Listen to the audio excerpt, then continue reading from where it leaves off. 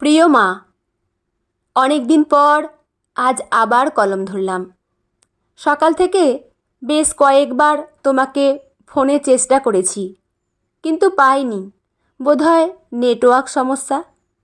তাই ভাবলাম পুরনো চিঠি লেখার অভ্যাসে ফিরে যাই। ছাদে দাঁড়িয়ে মনের কলম দিয়েই অনুভূতিগুলো আঁকি। এখন আমি ছাদে দাঁড়িয়ে শুকনো জামা কাপড় তুলতে এসেছিলাম। একটু পরেই সন্ধ্যা নামবে। হঠাৎ চোখটা আকাশের দিকে চলে গেল। দুর্গাপুজো আসতে আর দিন কয়েক বাকি।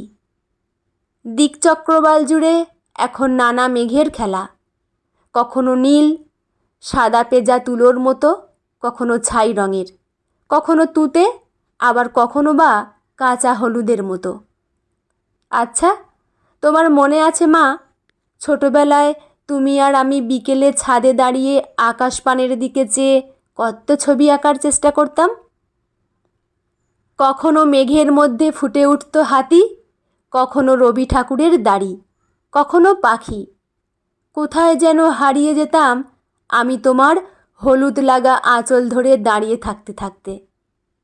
নিঝুম সন্ধ্যায় ঘরে ফেরার টানে পড়ন্ত পাখিদের কিচিরমিচির ছন্দে আমরা বুঝতাম এবার সন্ধ্যাদীপ জ্বালাবার পালা।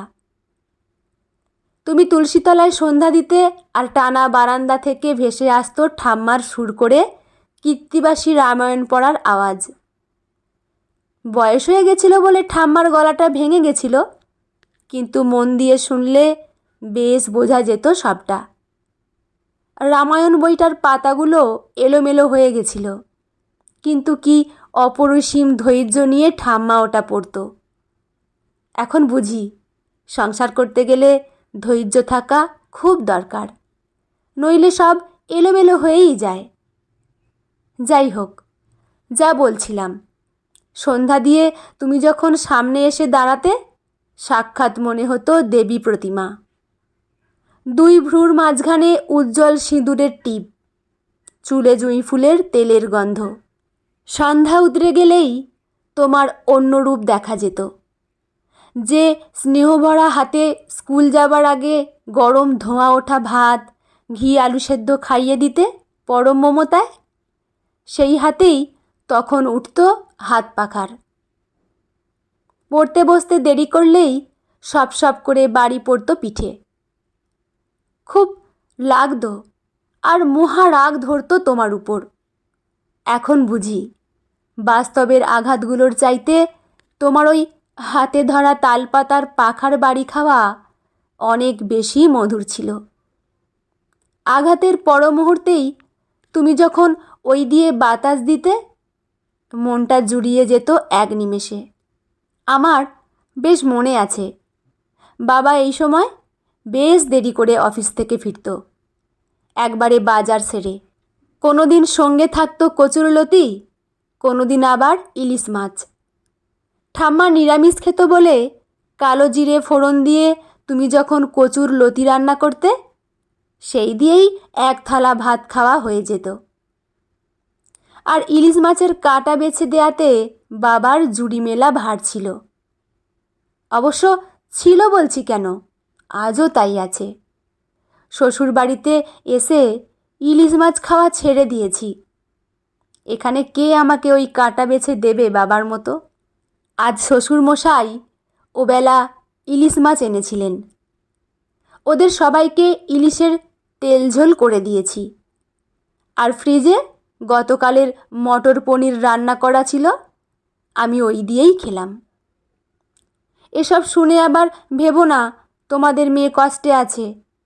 এই তো গত সপ্তাহে শাশুড়ি মায়ের সাথে পুজোর কেনাকাটা করতে বেরিয়েছিলাম হাতিবাগান মার্কেটে। ফেরার সময় ফুচকা খেলাম দুজন মিলে। তবে ফুচকার টক জল গায়ে পড়লে এখন আর তোমার মতো কেউ রুমাল বাড়িয়ে দেয় না মা। নিজেকেই নিজে সামলে চলতে হয়। এই দেখো, কথায় কথায় সন্ধে গড়িয়ে এলো। মা মেয়ের গল্প একবার শুরু হলে এত সহজে কি আর থামে? তবুও উপায় নেই। তোমাদের জামাই অফিস থেকে ফেরবার সময় হয়ে এলো। শাশুড়ি মাও সিরিয়াল দেখতে বসবেন। আমি যাই, ওনার জন্য আদা চা বানিয়ে দিয়ে একবারে রাতের রুটি সয়াবিন তরকারি বানানোর আয়োজন সেরে ফেলি। ও হ্যাঁ, একটা কথা, এবার পুজোয় গ্রামের বাড়িতে তোমার কাছে ফিরতে পারবো কি না জানি না, তবে সব পরিস্থিতি ঠিক হলে অল্প কয়েকদিনের জন্য হলেও একবার ঠিক ছুঁয়ে আসবো তোমাদের। আমরা গৃহবধূরা যে দশভুজা মা, সব দিক সামলে চলতে হয়, আর তাতেই সংসারে শান্তি আছে। সংসার সুখের হয় রমণীর গুণে, সেটা করার চেষ্টাই করি একদিন, প্রতিদিন। ভালো থাকো তোমরা। আজকের মতো এখানেই কলমের আঁচড় টানা শেষ করলাম। মেঘের ভেলায় ভাসিয়ে দিলাম এই চিঠি তোমাদের ঠিকানায়। ইতি, তোমার চেনা চেনা সেই মেয়েটা। বন্ধুরা, গল্পটি এখানেই সমাপ্ত। গল্পটি আপনাদের কেমন লাগলো অবশ্যই কমেন্ট করে জানাবেন। লেখা পুষ্পিতা ভৌমিক, পাঠে আমি রিমি। দেখা হচ্ছে পরের কোনো গল্প নিয়ে। ভালো থাকবেন সবাই। ধন্যবাদ।